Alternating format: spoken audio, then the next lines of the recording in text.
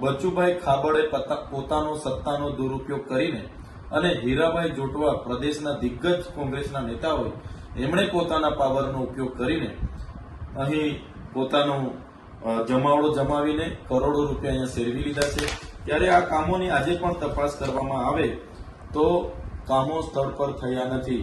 ત્યારે મનરેગા કૌભાંડમાં માત્ર ભારતીય જનતા પાર્ટીના બચુભાઈ ખાબડના પુત્રો જ નથી, એ કૌભાંડમાં ભાજપના બીજા નેતાઓ સહિત કોંગ્રેસના પ્રદેશ કક્ષાના નેતાઓ પણ છે, જે મનરેગા બિનકુશળ શ્રમિકોને આ વિસ્તારોમાં રોજગારી પૂરું પાડીને એમનું આર્થિક રીતે ઉત્થાન કરવા માટેનો કાયદો બન્યો। એક યોજનામાં ભાજપ અને કોંગ્રેસે ભાઈ ભાઈ બનીને કરોડો રૂપિયાના કૌભાંડો કરેલા છે। આ હીરા જોટવા પ્રદેશ કક્ષાના કોંગ્રેસના દિગ્ગજ નેતાએ ભરૂચ, નર્મદા, છોટાઉદેપુર, દાહોદ સહિતની તમામ વિસ્તારોમાં પોતાના અલગ અલગ નામની એજન્સીઓ રાખીને કરોડો રૂપિયા પોતે ઘરે બેસીને ખંખેરી લીધા છે અને આજે આખી કોંગ્રેસ પાર્ટી ચલાવી રહ્યા છે।